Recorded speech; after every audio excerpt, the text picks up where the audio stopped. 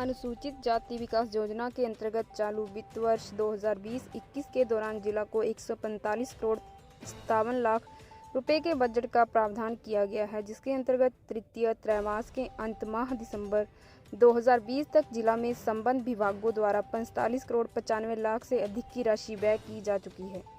यह जानकारी आज शहरी विकास, आवास, नगर नियोजन, विधि, संसदीय कार्य एवं सहकारिता मंत्री सुरेश भारद्वाज ने अनुसूचित जाति उप योजना के जिला स्तरीय मूल्यांकन एवं समीक्षा बैठक की अध्यक्षता करते हुए दी।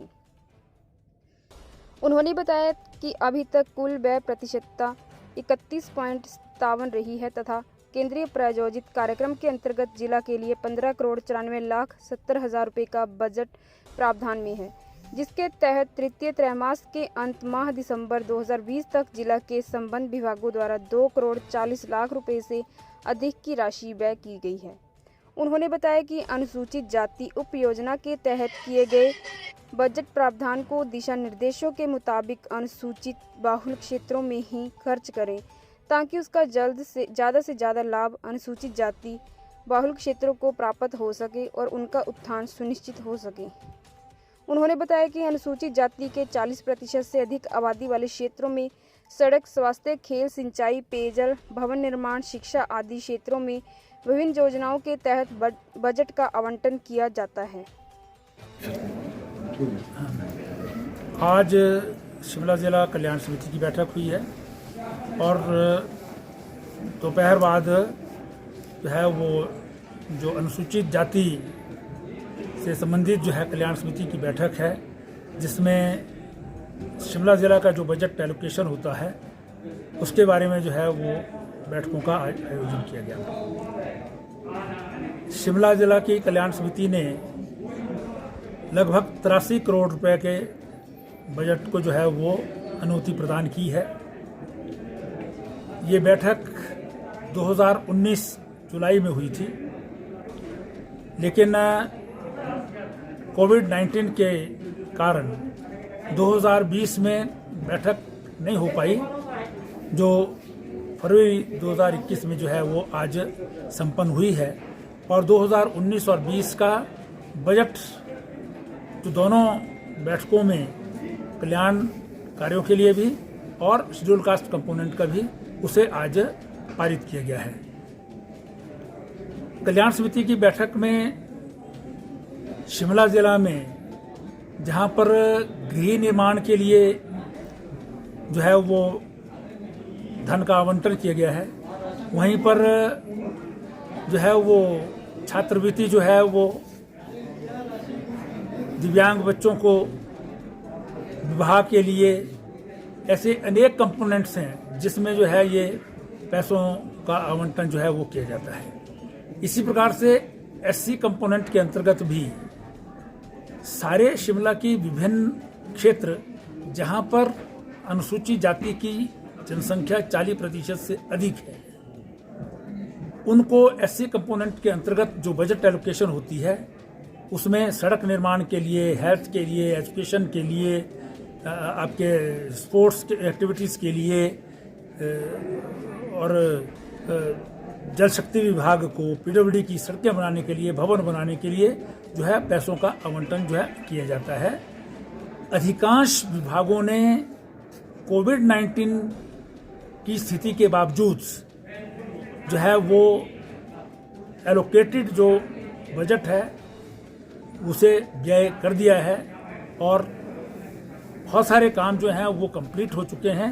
कुछ काम जो है वो अभी जो है वो अंडर कंप्लीशन है और विभागों को जो है वो कंप्लीट रिपोर्ट 31 मार्च से पूरे साल की जो है वो सबमिट करने को कहा है। यदि वो रिपोर्ट नहीं भेजेंगे तो अगली साल का बजट आवंटन जो है तब तक नहीं किया जाएगा जब तक इस पिछले साल की रिपोर्ट जो है वो सबमिट नहीं होगी। इस कंपोनेंट के अंतर्गत बहुत सारी सड़कें बन रही हैं, बहुत सारे पानी के जो है वो सिंचाई की योजनाएं या पेयजल की योजनाएं जो है बनी हैं। इसी कंपोनेंट के अंतर्गत अर्बन डेवलपमेंट विभाग को भी जो है वो पैसों का आवंटन किया जाता है, जिसका वो फर्दर आवंटन जो है डिस्ट्रिक्ट जो हमारी नगर पंचायतें हैं, नगर परिषद हैं, नगर निगम हैं, उनको जो है वो करते हैं उसकी भी रिपोर्ट जो है वो सबमिट 31 मार्च से पूर्ण करने का निर्देश दिया गया है। इन बैठकों में एक चीज़ देखने में आई है कि अधिकांश जो बजट का एलोकेशन है वो ग्रामीण क्षेत्रों के लिए होता है। शहरी क्षेत्रों में हरिजन बस्तियां हैं, उनको पैसे का आवंटन नहीं होता। अगर कुछ स्कीम्स यहाँ पर लागू होती हैं तो उनमें जो इकोनॉमिक क्राइटेरिया है वो 35,000 है, जो शहरी क्षेत्रों में जो है वो बहुत कम है। इसके कारण किसी को यहाँ पर लाभ नहीं हो सकता। दूसरा एक जो है वो टाउन एंड कंट्री प्लानिंग के अंतर्गत शहरी क्षेत्रों में या टीसीपी एरिया जहाँ है वहाँ पर 4 बिस्सों से कम के प्लॉट पर आप जो है मकान बना नहीं सकते। जिसको एक कमरे के लिए 1,85,000 मिलेगा वो शहर में कैसे मकान बना सकेगा। टीसीपी जो है वो नक्शा पास नहीं करती है। इसलिए मैंने टीसीपी के जो अधिकारी आए थे उन्हें कहा है कि वो नोट सबमिट करें ताकि हम जो है वो कानून में अगर संशोधन करने की आवश्यकता होगी तो उसको संशोधित किया जा सके। गवर्नमेंट ऑफ इंडिया की प्रधानमंत्री आवास योजना की या मुख्यमंत्री आवास योजना की जो स्कीम्स जो हैं वो हम प्रॉपरली शहरों में लागू नहीं कर सकते हैं। इसलिए उसको लागू करने के लिए अगर कानून में संशोधन की आवश्यकता है तो उस जो है हम संशोधन को जो है वो ये सरकार जो है वो विधानसभा में ले जाएगी ताकि शहरी क्षेत्रों में जो गरीब हैं उनको मकान बनाने के लिए जो है सुविधा प्राप्त हो सके। तो ये बहुत ही उपयोगी बैठकें जो हैं दोनों हैं। हर वर्ष ये बैठकें जो है आयोजित की जाती हैं क्योंकि जो बजट एलोकेशन होती है उसको और जो नई स्कीम्स आती हैं उनको जो है वो अप्रूवल की जो शक्ति है वो इन्हीं समितियों को दे रखी है। सारे जिला के अधिकारी साहब विधायक इन समितियों के जो है सदस्य होते हैं। आज की बैठक में हमारे ठियोग क्षेत्र के विधायक श्री राकेश सिंघा जी उपस्थित थे। बाकी हमारे जो विधायक मित्र हैं वो आज इस बैठक में नहीं आ सके हैं।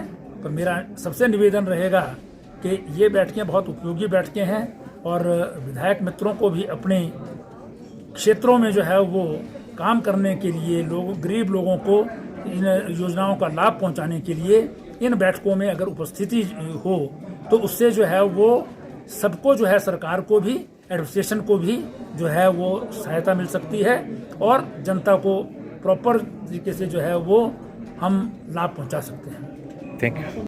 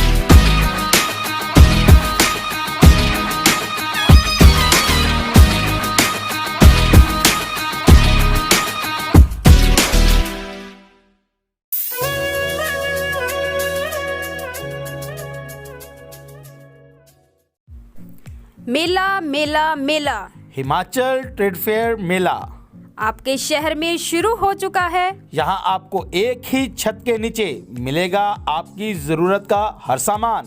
शॉपिंग का महाबाजार डिज्नीलैंड मेला यहाँ है उपलब्ध। क्रॉकरी, कॉस्मेटिक, जयपुरी चूर्ण, गिफ्ट आइटम, कंबल, बेडशीट, खिलौने, सहारनपुरी furniture, designer ladies suit, ladies चप्पल और भी बहुत कुछ।